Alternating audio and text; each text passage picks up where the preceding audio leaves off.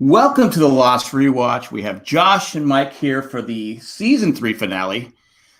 We're halfway there. We're halfway home. Well, at least I'm halfway home because you guys are doing. Yeah, we're behind now more than a full season from me. Yes. Really? But I would also say that you're halfway home, but are you looking to go back from home? You don't want to be home anymore? You want to go back?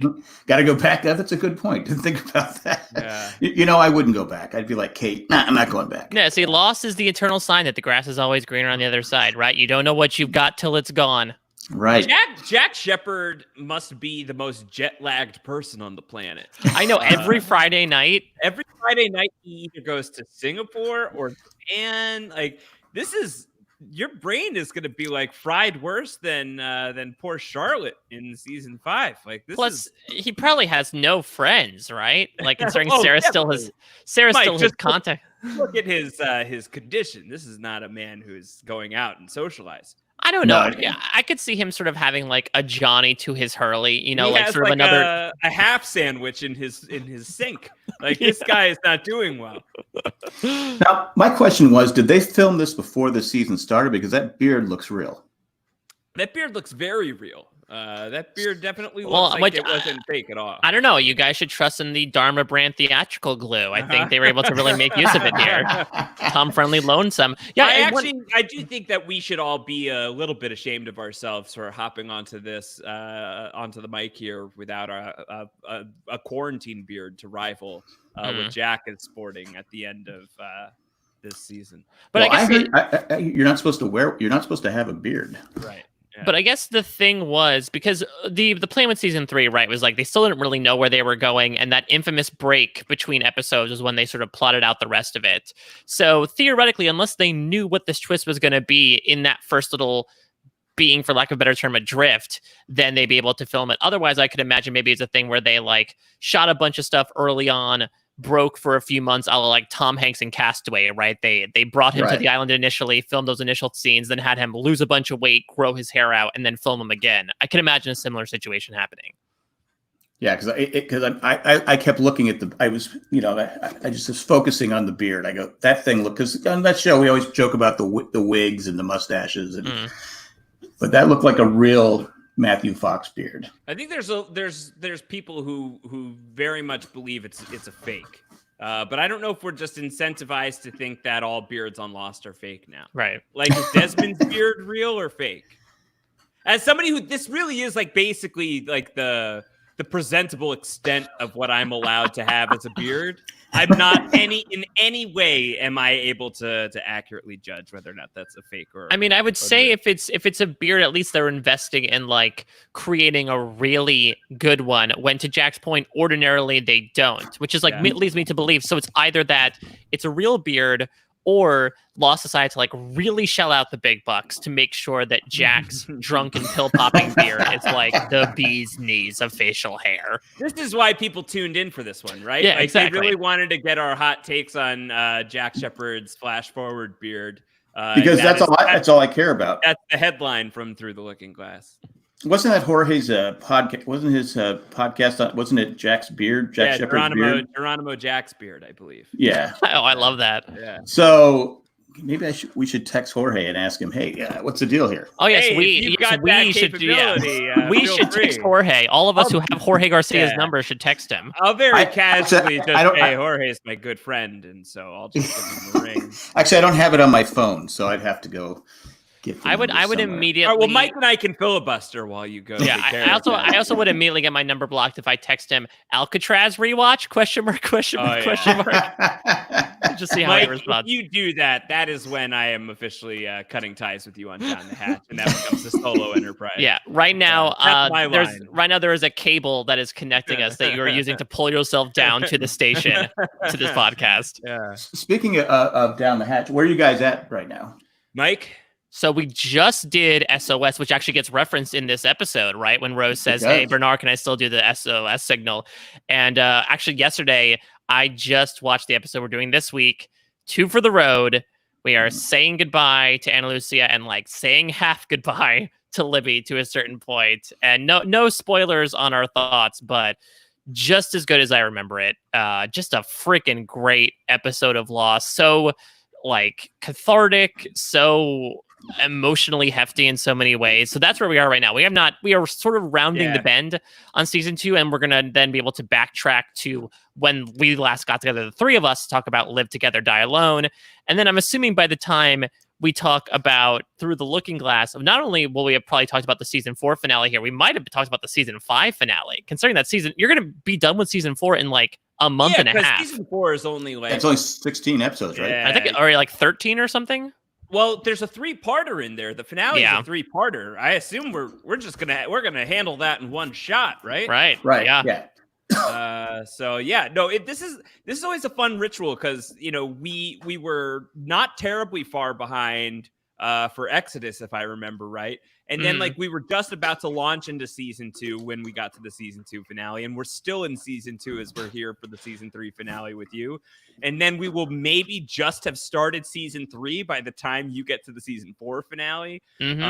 So it's cool though, because like it's fun. I don't know what your experience with this is with you, Mike, is like to go and like forecast like roughly a season forward in time. I mean, this is a flash forward for us. And to like see the ways in which certain character arcs are mapping, I think is really compelling. Like to see like a wild Juliet pop up on my screen. Yeah. And she looked quite wild. She was not, she went from like being groomed in Dharmaville to being unkempt in the jungle. And then she'll go back to being groomed in Dharmaville in season 5. But it was nice because this is such a classic episode. And it was great to just kind of like sit back and watch this episode today. To go and I think that this really is one of the all-time great episodes of television, let alone Lost. With the ending obviously being so iconic, the Charlie stuff being so iconic, but really so many different aspects. Whether it's like it's very funny or it's suspenseful. There's some great stuff that's like foreshadowing material down the line. I think this is the first time that I caught how Ben pulls the bluff on Jack that he's going to try and call with Kimi and Alex just a few episodes from now. And of course, like he thinks like that it's just going to be a bluff, and then it's not. It's just excellent. It's just an absolutely excellent 2 hours of TV. The one thing that I really noticed was the Sawyer-Juliet pairing. And I wonder if it was completely coincidental, because I don't know how much, again, far down the line we saw the events of LaFleur happening, but I found that super interesting that you see the two of them interacting. You see, Juliet starting to crack wise with Sawyer, with like talking about the aliens, and him being like, "Did you sleep with Jack yet?" She's like, "Oh, why did you?" Like, you could already see a bit of like tete-a-tete between the two of them. She does sort of give the answer though, right? She's like, "Yeah, it's a runway." It's like, oh, that is literally what it is. Yeah. I didn't believe it at the time, though. Yeah. I said, runway? That's a bunch of crap. You can't take a plane off of that. But we had not yet met Frank Lapidus, who can make anything take off. To Josh's point, I think the main thing I took away from here, flash forwarding to that episode from where we currently are, is seeing end of season 3 Charlie, which is night and day compared to season 2 Charlie. Yeah, we're still stuck in like the post Fire Plus Water Charlie. Which is which is though surprisingly like it's gotten better. It's trended upward, but it is a little bit of a rough patch. Yeah, it's especially from a characterization perspective, like they don't know what to do with him. And we talk about this on the podcast that like even Lindelof has admitted to it of like, yeah, we didn't really know what we were doing with Charlie until season 3. And to see this character have not only so much purpose, but be like the emotional anchor of the finale is like such a far cry from where he is right now, where he's just sort of like in purgatory, like sort of ostracized from Claire and the community, but also helping Echo build his church. Right, and plus he gets a great send off. I mean, because in season 2, I think I said before, the reason I hate Fire Plus Water is because I hate Charlie. It makes me hate Charlie, and I don't want to hate Charlie. I love Charlie, so he does get redemption. I guess I think he gets redemption, and he gets a hero send. I still don't think he had to die. Yeah, but as in like are you giving the Titanic like he didn't need to seal off the door type of thing? Right. He could have just said, "Okay, Desmond, let's go." He's got a grenade. What is he? The worst part about it is, what did he die for? Really? Desmond says, "So all right. So here's what happens this time. There's a station. There's a hatch. It's underwater. You drown, but then Claire gets on a helicopter and leaves the island. And guess Right. what? Literally never happens. That. Unless in Desmond's weird brain, helicopters and airplanes are synonymous. Aaron gets off the island. Yeah, so maybe Desmond saw Aaron and made an assumption of like, okay, I guess it's Claire that's holding him, when really it was Kate. Well, that was a bad assumption. And he got Charlie killed. It did give us the preliminary LVP to Desmond for that. Yeah. Well, I know a lot of people didn't like Desmond because of that. They were upset. When we find out that Claire doesn't get off the island, they said Charlie died again, like you were saying. Josh, he died for nothing. Yeah. He died for nothing. But this is also like Jack said, I'd rather have him die the hero, because we saw in season 2 when he lived long enough to become the villain, and I don't know. I'd rather have him like die right here, because I can't imagine a back half of Lost with Charlie in it, and maybe it's because it's just we haven't seen it, but like I don't know. I feel like especially with the appearance of the freighters. Like, I feel like Charlie has, like, the squirrelishness of Daniel Faraday and, like, the wisecracking of Miles Strom. Like, it feels like there were capacities of that character that were filled out in other people that were going to come in the future. Yeah. Yeah, and I think also... I think that maybe if they figure out a different storyline for him in season 2, they are able to keep Charlie on the show for longer. But I think after doing a version of the same story that they had done in season 1 for him in season 2, but darker, it kind of like ran out of gas with him to a certain extent. That I think, and it's a big mission statement too, as we're going into the second half of the show. That like if one of the original big 3 can die at like the halfway point of Lost. That's a big statement for like, well, a lot of people are going to be in trouble. Yeah, because let's remember that in the pilot, like Charlie was one of the main people featured. He went on the first ever mission in the show's history with Kate and Jack to get that transceiver. You know, he was sort of part of that like loose flashback in the pilot where we find out that he's a drug addict. So like, I mean, obviously Dominic Monaghan was one of the biggest names coming into the show because of his involvement in Lord of the Rings. Like his presence was so felt that I think the pure weight of doing this, like I know Josh and I are about to get into on our podcast, one of the other big, my God, I can't believe Lost did that moments. But in many ways, this is probably the most paramount example of that as an episode in general, considering what follows Charlie's death. Yeah. Right. Well, the one you're going to get to, that one was a shocker too. Yeah. Like, no. What I will say also is, you know, aside from the Charlie stuff and the we have to go back stuff, I thought this episode is so much fun in that it also is like a great conclusion to season 3 is definitively the season of the others, you know, much like season 2 is definitively the season of the Hatch. And so I love that we sort of have a conclusion to that. Like we're going to see the barracks throughout the rest of this series, but this definitively feels like the fall of the others. You know, Ben gets possibly his worst beatdown yet at the hands of Jack. Others are getting blown up, run over by the van. Tom Friendly gets shot to death. Like all of these characters that we got to know and villainize over the course of a season and like really fear over the course up until then are just wiped out. And it does feel like from a certain perspective, the end of an era. Well, plus Ben's lost control too. Right, exactly, and then he's really the central member of the others for the rest of season 4. I think it's really like you see Richard Alpert a little bit, and like they come out and help out in like the final rush of season 4. But then in season 5, you see the others through like tripping through time, but otherwise they're mostly on the sidelines, like in terms of the present day. There's just like sort of like the scraps of the Richard Alpert group. That are still there. So this definitely is like the fall of one of the central antagonists being that big group of the others until we have to schlep to the temple. But let's not talk about that until we absolutely have to. But it's so interesting in that, you know, Ben is really like pleading with Jack at the end to not make the call on the satellite phone. And you think initially like, okay, this is just Ben being Ben. Josh mentioned the fake out he had with the deaths of Bernard and Jin and Saeed before. But, you know, Josh and I have been sort of tracking when Ben was disguised as Henry Gale, like what are the moments of true authenticity with him? And I do believe that like Ben screaming, pleading with Jack not to make the call was a moment from authenticity because he knows that Charles Widmore is on that freighter and that Charles Widmore is going to kill him if he makes it to the island. But what's Ben's reputation? even his own people know he's a liar now because Yeah. the hatch was supposed to be flooded. He, everything he said, he's been caught. All his lies are, eventually a liar gets, you can only lie so much and get away with it. That Eventually being said, it catches up with you.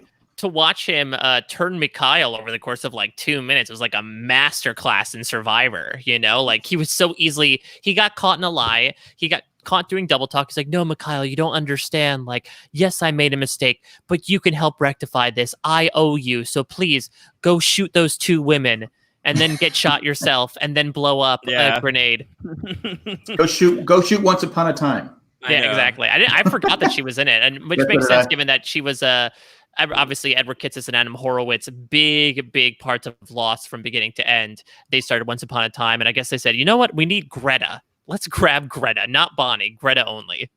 But Bonnie was more of the uptight person, more of the more of the back. Greta was like the come with girl. She was just sort of there. Oh yeah. Is she who you came with?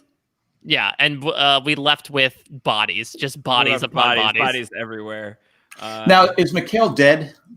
I mean, yeah, but like in the sequel, when they make it, they can absolutely bring Mikhail back. Well, so my theory that I'm going to be really excited to bring into Down the Hatch season 3, my grand unifying theory about Mikhail has always been that he died the first time with the sonar fence when he starts bleeding out of his ears, and I think Enter 7-7.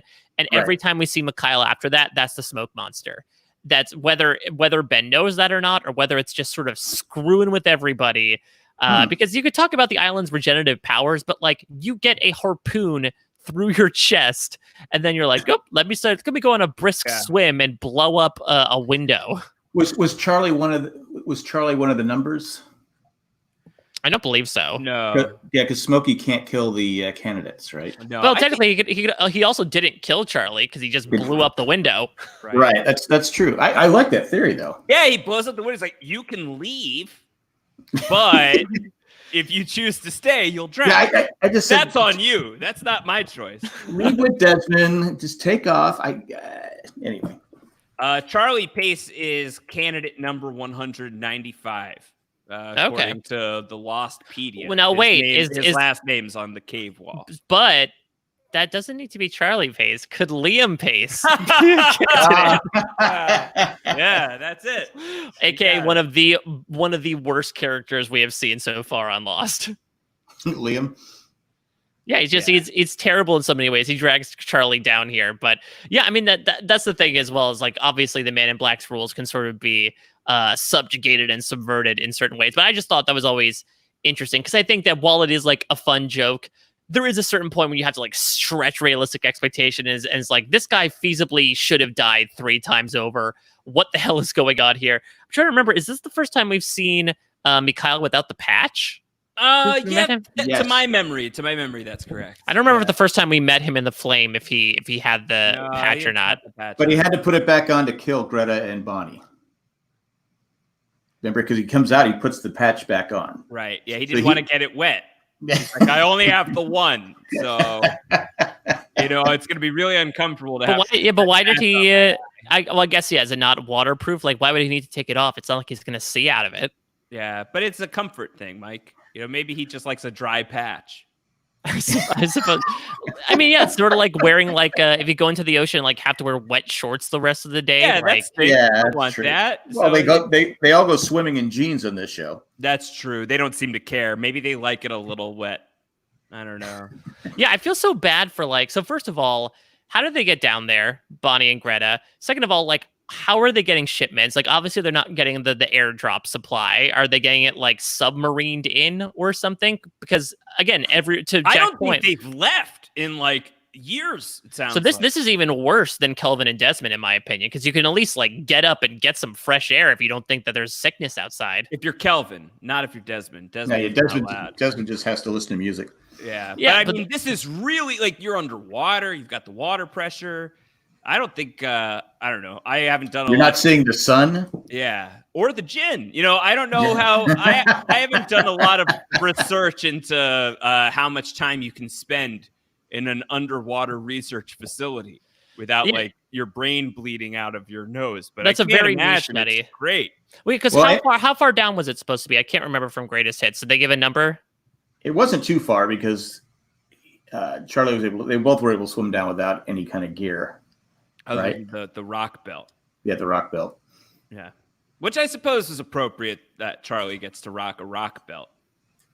Speaking of the rock of it all, who programs keypad to good vibrations?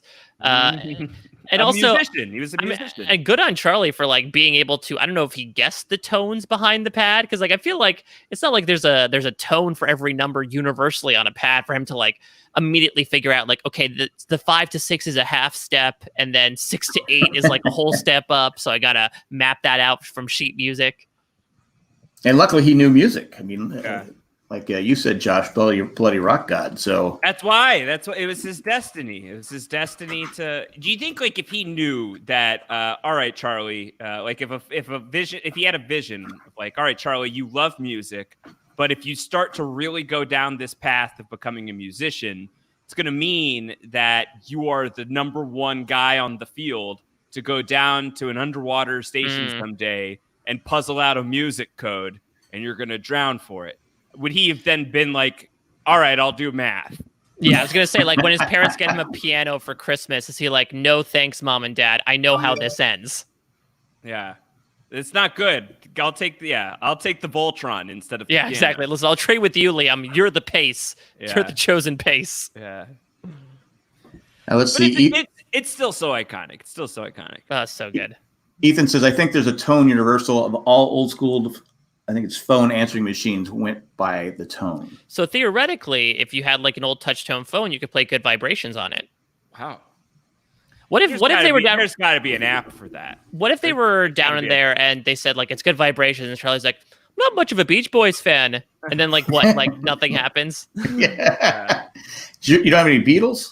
Yeah, exactly. To really have saved everybody, Charlie would have biffed it here. Charlie would have not known the Beach Boys.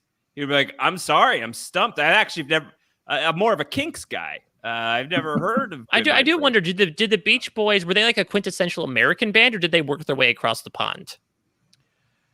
I don't know.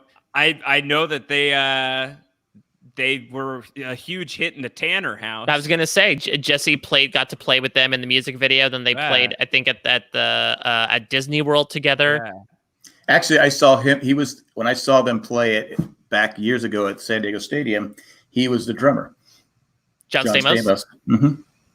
I thought you were going to say Charlie. Should John Stamos have been in Drive Shaft? Yeah, I think he should have. Yeah, absolutely. Yeah, I wanted him in the "You All Everybody's" commercial. Yeah, to be like, I have to wear this diaper. Have mercy. Have mercy. Oh my goodness. Speaking of hair, should we talk about the death of Tom Friendly? Yeah, let's go ahead. Yeah, poor Tom. It's one of those deaths where you go, I like Tom. Yeah, and you know what? I also. So I think Sawyer killing Tom makes a lot of sense. It does, yeah. I mean, he even says that's for taking the kid off the raft. He had said to him in the hunting party, "You and me ain't done, Zeke," and so he shoots him for it. Yeah, so that tracks. Two things that track less for me. One, Hurley so harshly judging Sawyer for shooting this man when Hurley just plowed the Volkswagen into like many people. So there's a code though. Someone surrendered. Well, that's the thing is Hurley ran over a guy who was like holding a gun at his friend's head. No, you're right. But I do see your point though. It's like, okay, But if I'm Sawyer, I'm like, Hurley, how dare you judge me? You just ran that guy over. And also like there is something about like, don't leave anyone alive, because like they realize from holding another captive that like it doesn't really do them much good. So like what value does Tom have right now? The other thing that surprises me and surprises me more is Jack beats the crap out of Ben and gets on the radio and says, "Hey Tom, are you still there?" And so I was like, "Yeah, Jack, I'm here." Remember when we threw the football around? Remember exactly though. Yeah. Remember how we used to throw footballs around together and we were fairly chummy? Well, that's done.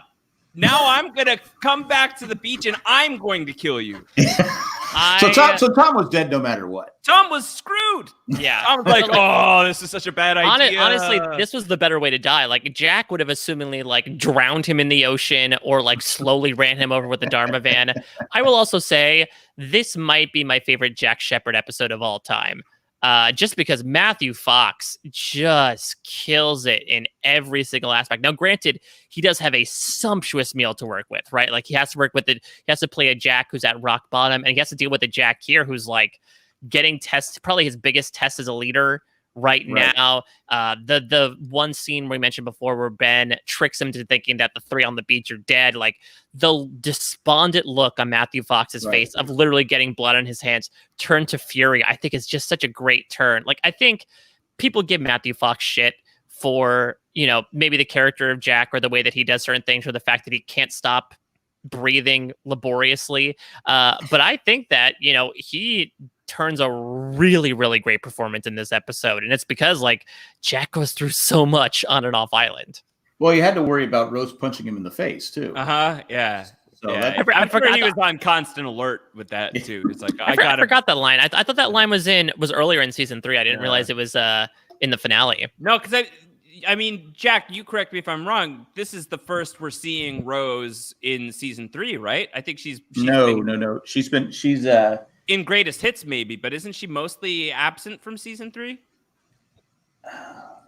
Yeah, she just has small little bit parts, but yeah, they start showing Bernard because in the Greatest Hits because Bernard's going to be he's going to shoot. He's part of the rifle team. Which I'm gonna say, good on Bernard, good on Saeed. Jin, WTF? Yeah, he couldn't. Well, he didn't have a rifle. That's true. He had a handgun. Yeah.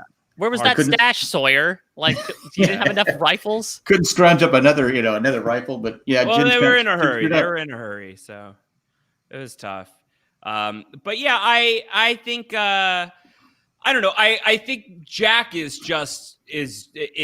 this is like the worm is turning type of moment for Jack Shephard. I mean, we're going, as the title implies, through the looking glass, and we are done with flashbacks, at least the traditional ones, and now we're in multiple timelines in terms of like a whole post-island segment that we at the first glance don't know anything about. And it's riveting, and all of that weight is being put on this character's shoulders, and it's a lot to entrust on one character and one actor. And I think the way that he sells sort of like the disturbance that has gone through him, the disturbance of the force that Jack is feeling, and like the way in which he is unrecognizable. But I think it is and I've maintained this for a little while. I think it is a crowning achievement on what is otherwise like a really difficult job he has in season 3. First of all, he has to be away from the main cast for most of it.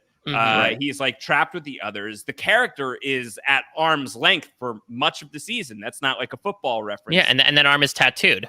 That arm is tattooed, but that and it means something. And it means something. He has to like endure that episode. But I have maintained for a while that I think that episode very much could have been done better. But I think that the function it serves is it allows you to believe on the first watch that we've seen Jack as low as like going to Thailand and like getting like ingrained in the culture, and he seems like he's in a really bad way, and he's stepping across lines, and he's getting his butt kicked for getting the tattoo and all of that, that you believe that the guy could go straight from that point to the guy on the airplane and who we're seeing in the flash forwards. And that's very important for that first trick of the first watch, of not knowing that you're watching a flash forward and thinking that it's still feasible that this is a Jack Shephard that could have existed before the island.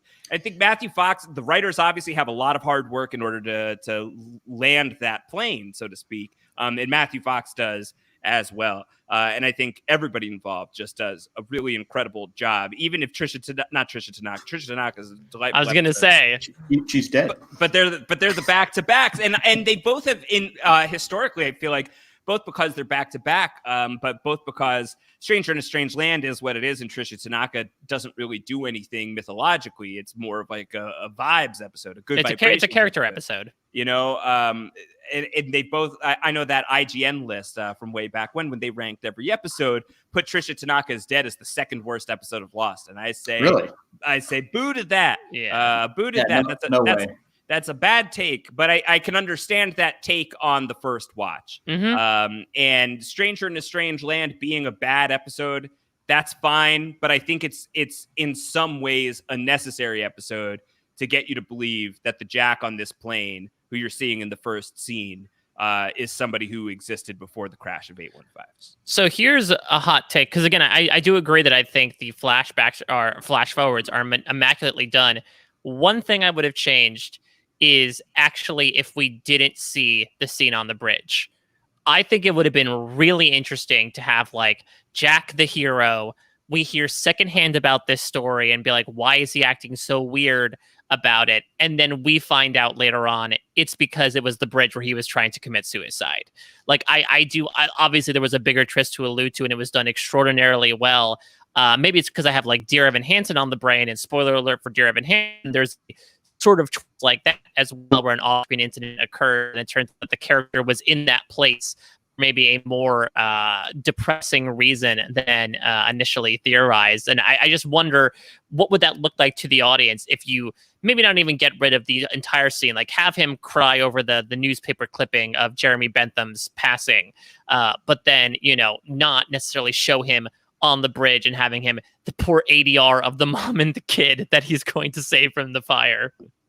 Well, that's when you hear it's Jeremy Bentham. You're like going, we didn't know that during the because we don't. It was screen caps, right? That show at the end of the episode, right? Well, and let's remember that like the big mystery of who's going to be in the coffin is what we're going to find out at the tail end of the next time we come on here for right. There's No Place to Come, to the point where the funeral director is going to be like, do you want me to open the casket? He's like, don't open the casket. We shouldn't deserve it. We don't need to see, and give it a season. We'll find out who's in there.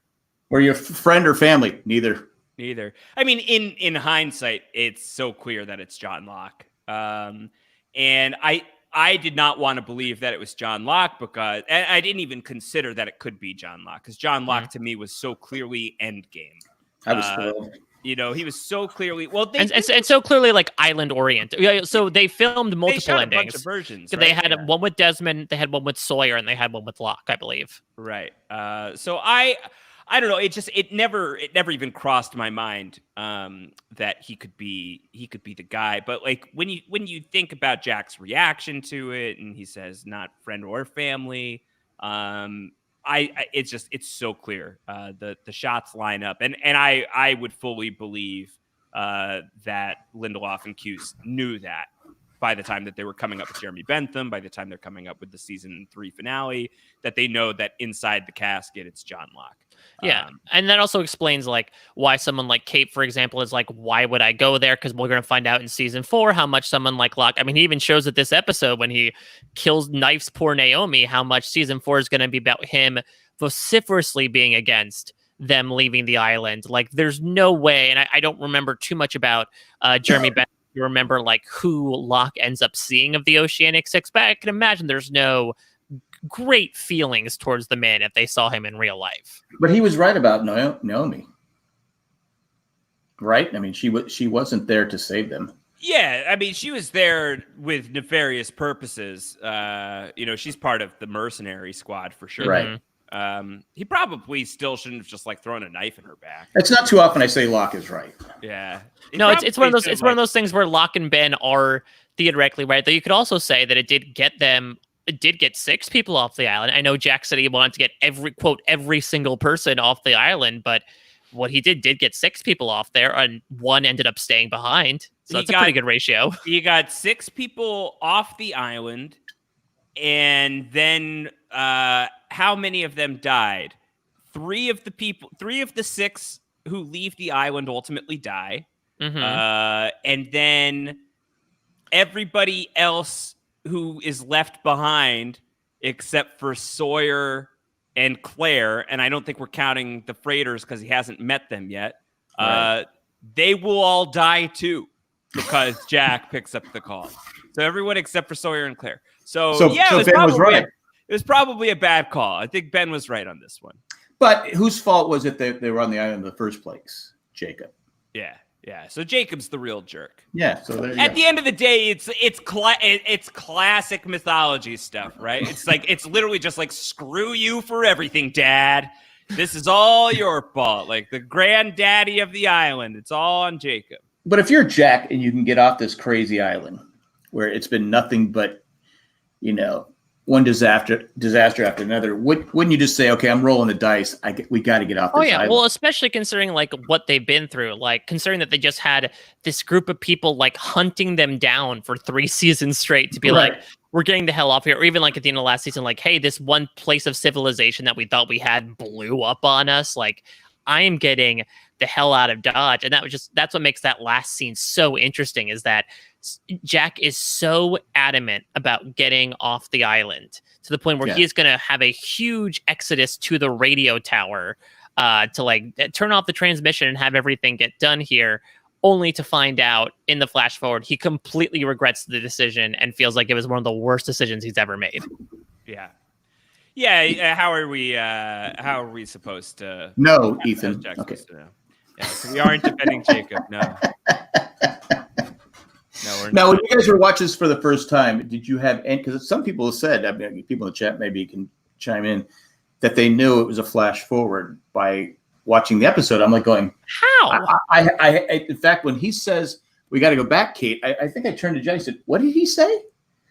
And he goes, "I think he said we have to go back." Then of course we got to go back. Yeah. And I go, wait, what just happened? Spoilers online. There were spoilers. There were. I definitely remember somebody had posted like beat for beat the events of the finale episode. And what I had caught wind of was that the final scene would blow people's minds, right? And that it would feature Jack with somebody we are familiar with that he shouldn't be in a scene with. And so I had heard that going into the episode. I was like, okay, I'm looking out for that. But there was, even when Kate shows up at the end of the episode, there was no piece of me that was like, oh, this is a flash forward, until like they start talking about like what had happened.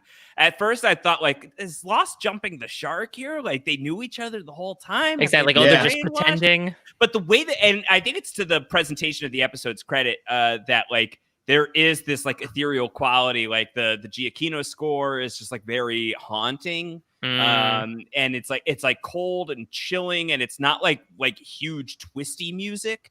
It's just like sort of this like matter of fact, you have now stepped through a mirror and now you're in this other world. And it feels very dreamlike in that way that does evoke those Wonderland feelings that the show is often chasing. And I think that is mesmerizing to me. That they're able to pull that off, where even when you're in the scene, at least for me, it took me probably a solid minute before I was like, oh shit, they get off the island and it's not good.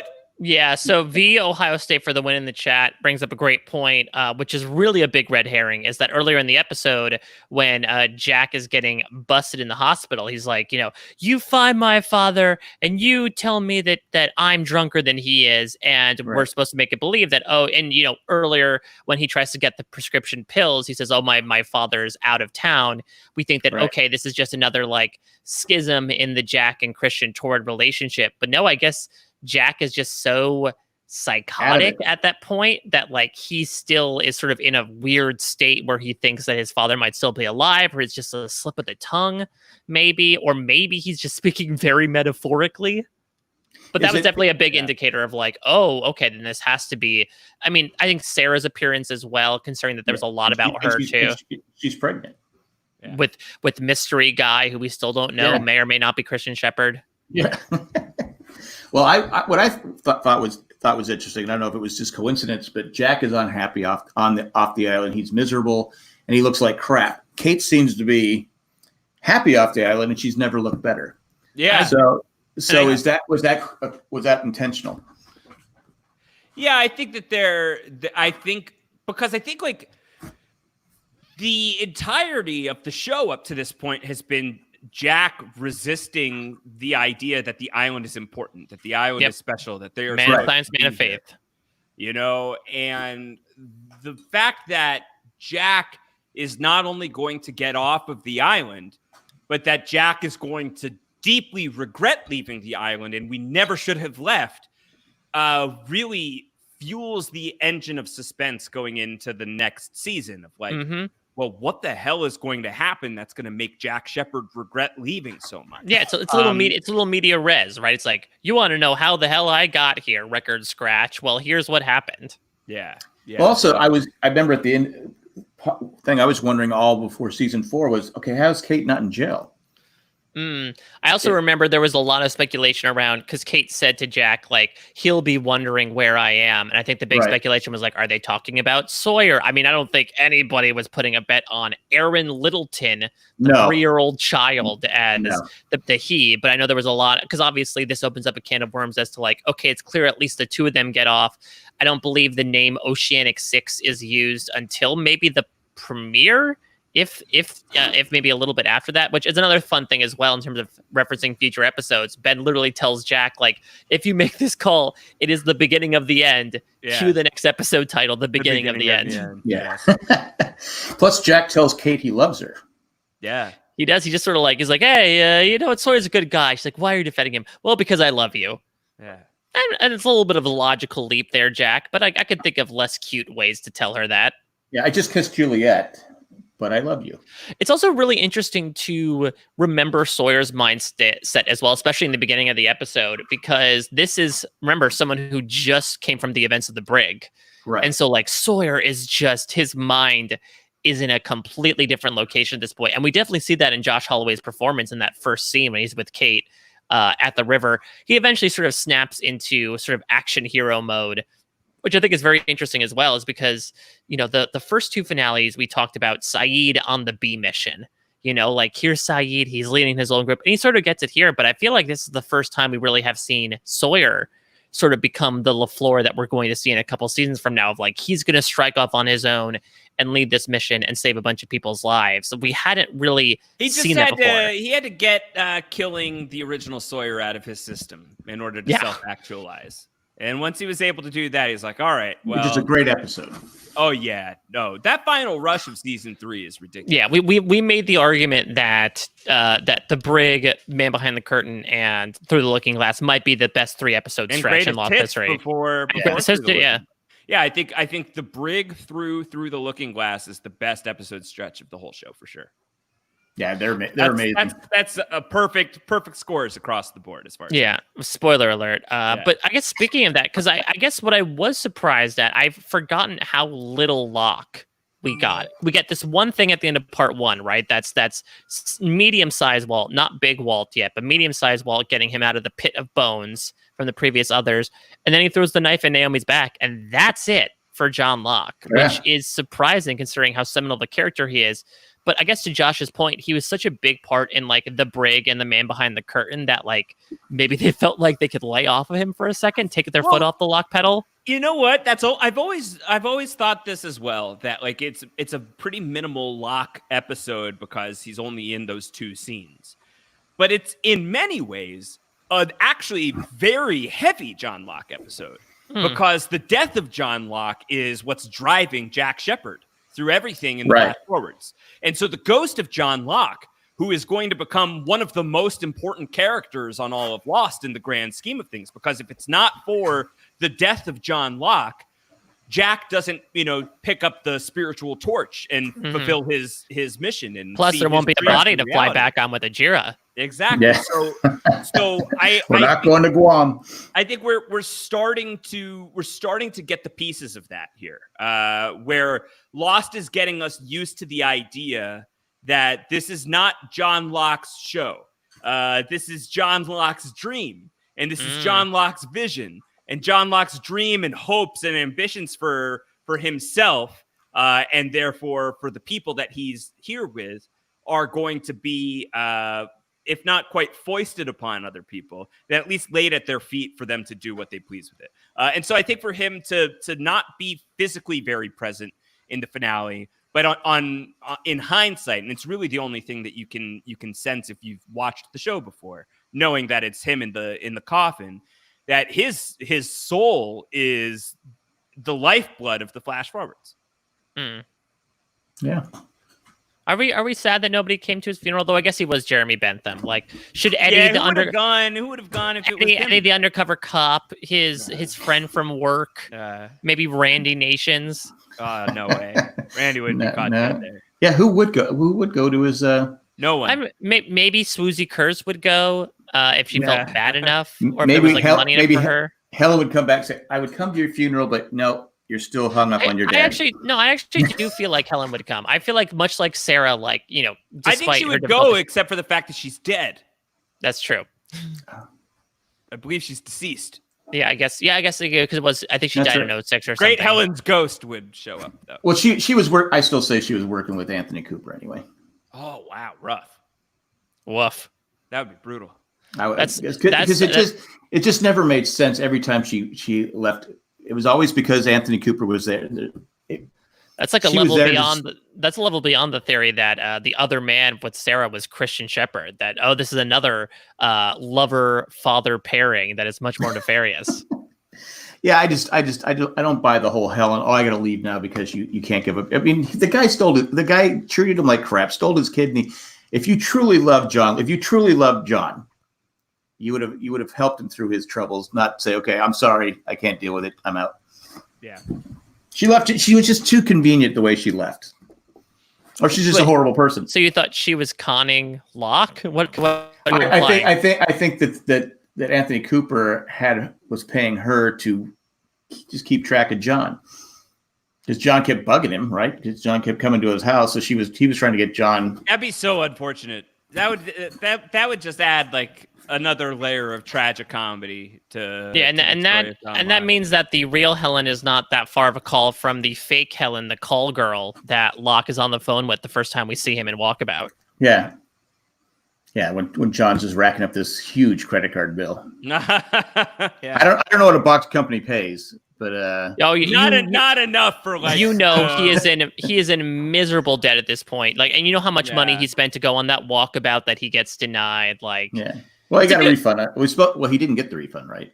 Yeah, but it's a good point you bring up, Josh, that I think, like, when you know the end game of Lost, the moves that are made off island are so very much felt from John Locke, even though he's not necessarily on the island. But I mean, the one move he makes is going to really set up like everything moving forward, considering that, again, season 4 is going to be vehemently him against Jack once more, which is going to lead to this little split that's going to complicate things further and really make him neither friend nor family once he does come out and, you know, end up subsequently dying. So it's an interesting sort of character moment to look at within the general context of the person, where he is not visible, but like sort of like the Jacob of it all. Like, his presence is felt and his influence is felt in what Bearded Jack is sort of doing, or just tearing himself apart and throwing pills down his throat in a bender.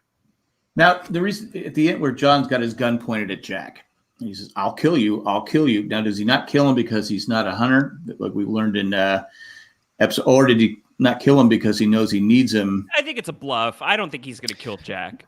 I can't remember if Locke has really like done anything that bloodthirsty to other people yet on the island. No. The biggest thing was having Sawyer kill Anthony Cooper, and even then, like, the blood wasn't on his hands. Right. Well, he killed knowingly.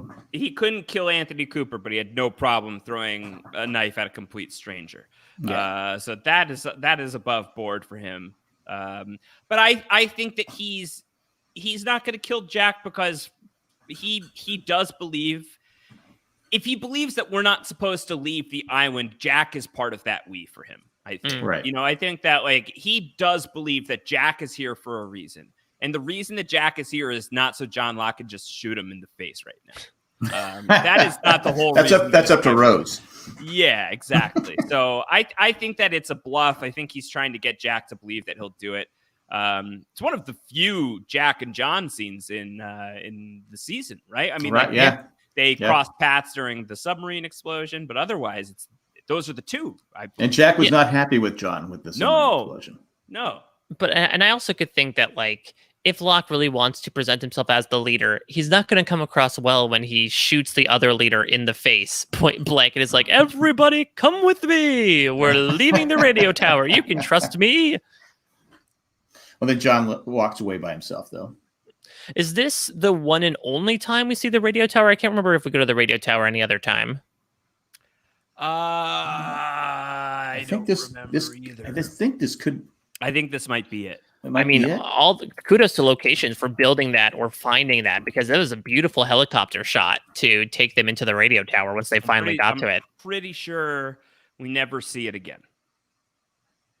I mean, it makes sense when we had Rousseau on the 1s and the 2s, and then they changed over the transmission. They probably didn't find a need for it anymore. They satisfied the radio tower mystery at that point. Yeah, I think they needed to take us there. I believe the only other time, and it wasn't in the episode, but I believe when Jin goes back to Rousseau's old crew, he tells them about the radio tower. So that's sort of like that fun little like causal paradox of like he caused the message to happen because he led them to the radio tower. Yeah. Ohio State says Jack was really planning to kill Locke the next time they saw each other in the first episode of season 4. He even fired the unloaded gun. Oh yeah. Yeah, he takes the gun. I forgot about that. He takes the gun out of Locke's like belt and then like holds it at Locke. And Locke's like, now Jack, think about it. And then Jack just pulls the trigger. And Locke goes, it's not loaded. Yeah. So well, also remember Jack that killed Locke for sure. Yeah, but this is also still aggro Jack, right? Like this is the guy who nearly Before like the beard. Scud Farkast Ben to death. And I do wonder, like, did he come to his senses at a certain point? Like, it did seem like he was just, it's one of those tropes from TV and movies where like someone is taking out their anger on a person and not necessarily realizing like how much they are beating into somebody. Every week on Down the Hatch, Josh and I do like sort of a beat down list, ranking moments where Ben gets beaten down. And I don't know, this might be up there, Josh. I'm really figuring out between that and Rousseau shooting him through the chest with the harpoon or with the crossbow a la Mikhail, like which is the worst one. Because I think from like a pure visual standpoint, this has to be the worst Ben will ever look in the series. This is a very vicious beatdown. Like also like when like the heroic music is happening as they're like making contact with the people to get rescued, and they show all these different shots of everybody, and like it's like that. Yeah, hang on, we'll be there in a minute. And it's the da, da, da, da, and everyone's like, "Yay! Oh, this is so great!" And there's a quick shot of Ben's face where he's just drooling blood. Yeah, it's like looking miserable. Yeah, it's pretty high on the beatdown counter for sure. His worst beating though was it was in the flash sideways where Desmond hits him. That's tough. Yeah, because he really hits him. Yes. Yes. He actually hit him on there's a miscommunication. He really smacked him. So yeah, Henry Kuzak said he was sorry. So that I guess I was helped. gonna say, and you have to be. That's when you're happy. You're like, thank God it's the last season. So Henry Kuzak doesn't punch me in the face anymore. Yeah, but Michael Emerson keeps taking these roles where he's playing characters who are inclined to get their asses kicked. I mean, I don't know if either of you guys are watching Evil, but the guy he plays on that show deserves a righteous beatdown. But here's the thing: no offense to Michael Emerson, but his type are people who should get punched in the face. So, like, it's unfortunate. And you don't feel bad when he gets punched in the face either. Maybe a little. Nah, I don't. I just he's earned it. I do like the scene where he introduces Alex to her mom. Yeah. Alex, this is your mother. Yeah, that was another really great thing about this episode is we finally get the like reunion / first meeting of the Rousseaus. And I love how it's like simultaneously emotion filled, but then it's also very like pragmatic, much like Rousseau is as a character, right? Where like the first thing she says to her daughter, who she has been yearning for and searching for 16 years, was like, hey, you want to help tie up Ben Linus together and drag him through the wilderness? And sure, Mom. It's unfortunately going to be a very short reunion between the two before, Rousseau and Carl get killed off, and then subsequently Alex gets killed off. But it's still like a really nice moment, especially for those of us that have been like along on the Daniel Russo ride. I made it clear on Down the Hatch that I am a Daniel Russo stan, and so I always really appreciate Danielle. I'm a Stanielle, absolutely, 100%. I do say you mentioned Carl's death. I say this all the time. Funniest death on the show. It's wild because like everything seems like, oh, we're getting out of here. Everything's gonna be fine. And they just like bullet through the canteen. And he looks and goes, yeah, boom, and he dies. Like Carl's just such a doob. I can't wait to get to him. Like he's just such a little doobus of like, oh, who told you about they were coming? Oh, well, Carl did. He escaped in the outrigger. Poor Carl. Because like he has that name that just the way you say it, like you can't help but make it sound like it's this very silly person of like, well, we have Carl over there. He told us about the experiment you performed on him. Was the only reason they were together, Alex and Carl, is because they were the only two the same age? Is that? Yeah, maybe that could be it. Are they even the same age? I don't know. They're close. I don't know. Well, Ben didn't want them to get. He put Carl through all that torture because he didn't want to. Coming from Ben, I didn't want him to get you pregnant. It's like, okay. Yeah, you forget, or maybe you don't, but like if that were to happen, she's like, it's an insta kill. Yeah. Pregnancy on the island at that point, everyone dies. So yeah, but there's got to be Dharma brand. No, there isn't, Mike. That's the whole point. Like, no one's able to survive this. I just think it's because it was passed down from the fact that it started in the 70s when everyone was loose and fancy free, and they said, we don't need protection. Yeah. Free love. Yeah. Maybe that's the first thing that happens to the new man in charge. Ben and Hurley decide to make Dharma brand condoms, and like that's how they solve the whole crisis. I feel like that wouldn't be the first thing on their mind. Probably the third, though. Definitely up there, top three. Top three. Oh my God! Anything else with this episode? These two episodes? We talked about Charlie dying. Yeah, that's the that and the flash forward. They're just so iconic. But I think like there are things like the Rousseau reunion or the radio tower reveal. There are these like other things like the Sawyer and Juliet foreshadowing. Right. There's just like a lot of even like the line read from Jorge Garcia of, yeah, dude, I saved him. I saved them all. Like, there's just so many great little treasures in this episode. Well, because he was crapped on twice, Charlie. I love that too. I loved Hurley's character arc in this episode, especially again in the midst of Trista Tanaka, of him basically sort of being like, "You're useless, Hurley. I think that the season 3 finale is you could tell me that this is the very best episode of Lost, and I would not waste any breath fighting you on it. I think it is just everything that you want from the show. It's got a huge powerhouse twist. It totally changes the game. And it is a brutally emotional death scene. As much, as we poked fun at it, I think as much as a coping strategy as anything. And it's just filled with like lights out character moments, beautiful scenery, a sense of propulsion, really powerful performances. Everything that goes down in this episode, the fact that it is the end of an era, it is the if season 4 episode 1 is the beginning of the end. The alternate title for this could have been the end of the beginning. This is yeah. As I always think of Lost, I think of Lost as 2 books. There's book 1, which is seasons 1 through 3, and this is the end of that book. And you close that final page, and you now need to like grab the other hardcover off the shelf because like shit has just hit the fan. Well, they did it. Go ahead. No, that's it. It's just good.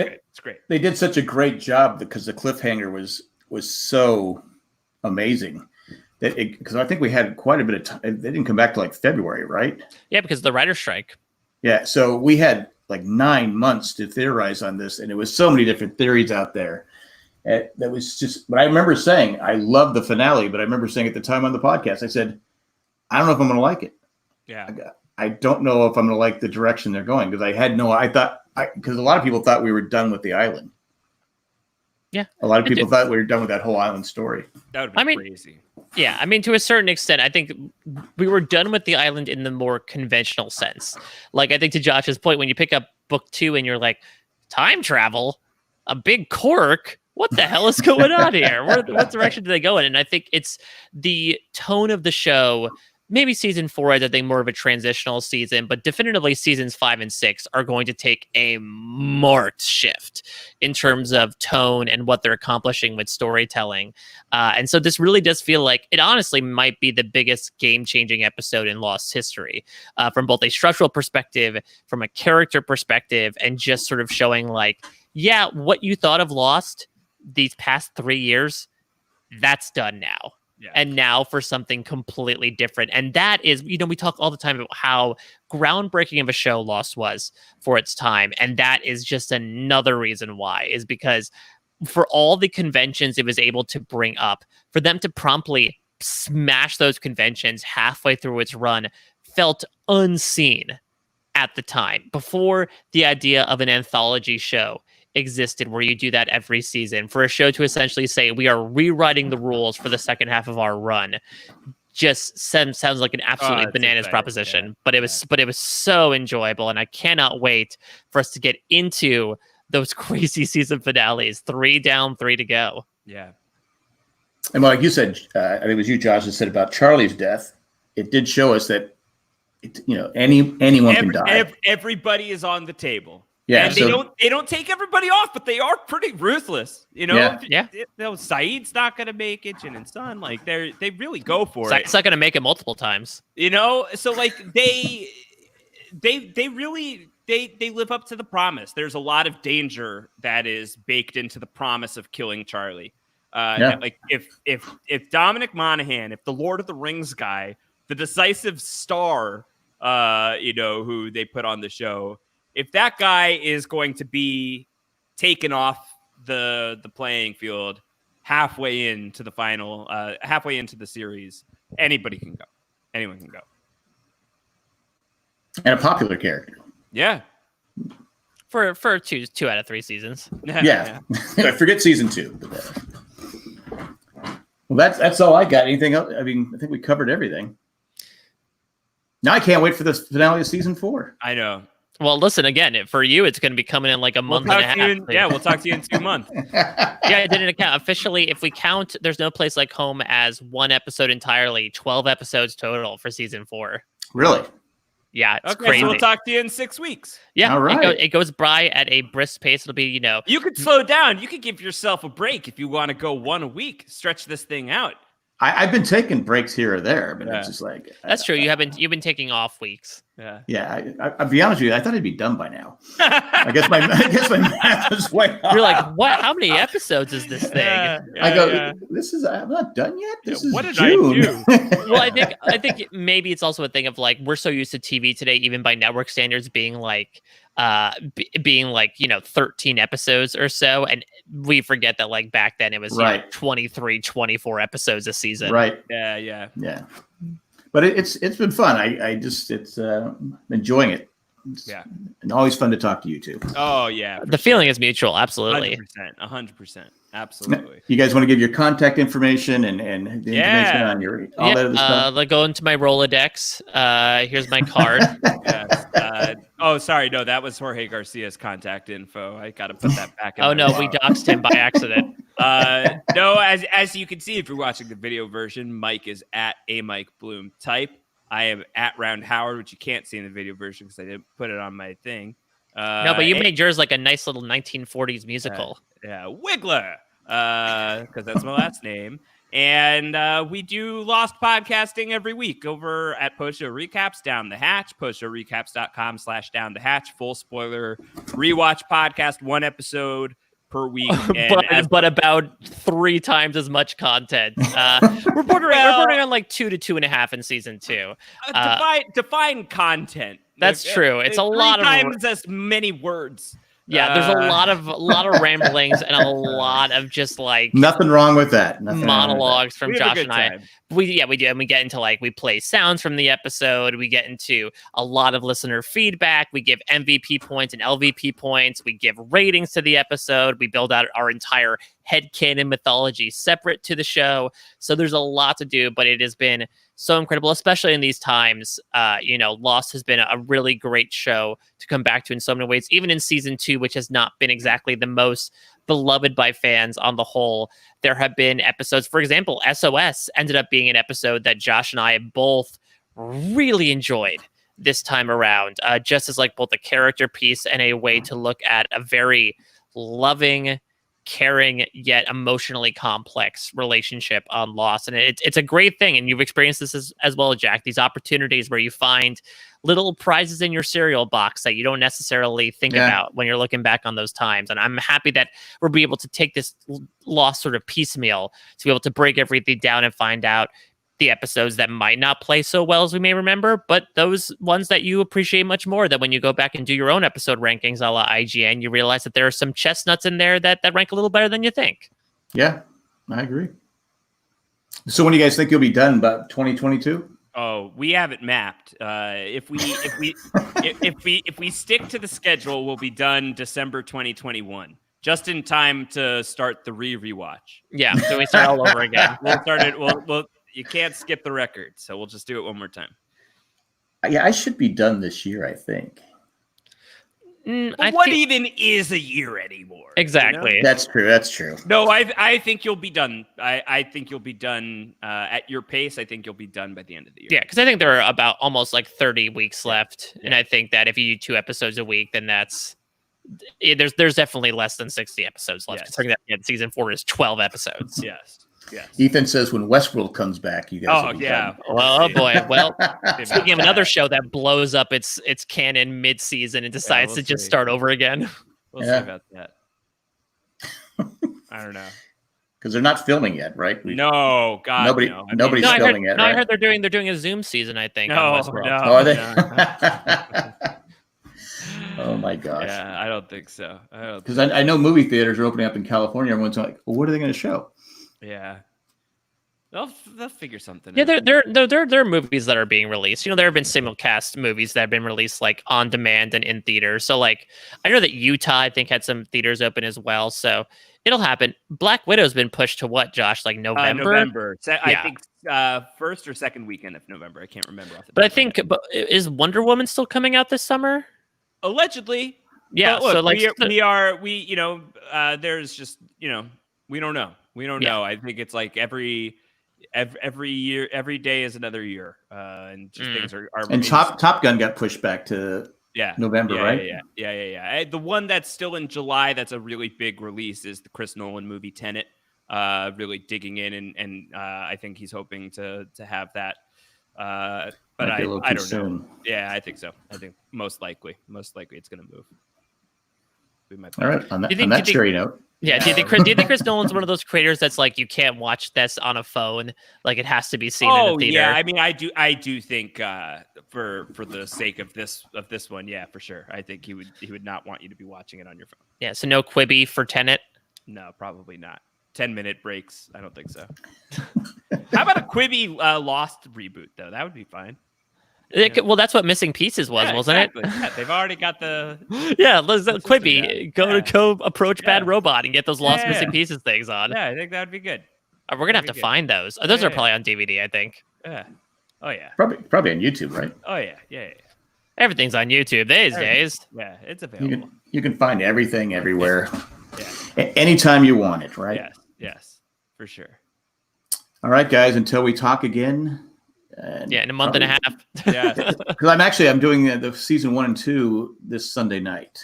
Oh, cool. So because I'm trying to get back on every Sunday. Nice. So I've been floating all over the place. So. Yeah, well, you could be forgiven, I think. Got a lot. I had that Westworld going on and all that other stuff. So it was like, there's only so many like trippy, complex shows you can really talk about at one portion of time. As Josh knows, your brain can melt. Yes. Yeah. It gets a little tough here and there, but we push through, right? Yeah. Plus, I'm older too. It's like I gotta be careful. Don't lean on that as an excuse. I'm 35 with the body of an 800-year-old. And I just saw an old guy kill a woman with one knife in her back. So, like, really, anybody can do anything. Age is just a number. Yeah, I would have thrown the knife probably about 3 feet. So. Could you imagine? I was starting to get pretty good at axe throwing. We have an axe throwing place here. Oh, do you? Yeah, well, I don't know how. We'll see. Hopefully, it sticks around. See, my walker would get in the way of me throwing the knife, so that would be my problem. Throw the walker. You have the bigger problem with the walker in front of you. You don't want to get bit. Yeah, exactly. That's true. Yeah, Locke could have done that with the zombies in the pit, right? Just like tie one up and lead it around. That's right. Yeah. Poor Locke. I mean, it is what it is. All right, guys. Thanks for everyone who joined us in the chat. Amazing. It was, again, always fun talking to you guys and always fun talking Lost. And absolutely. Same. We're out, guys. Bye.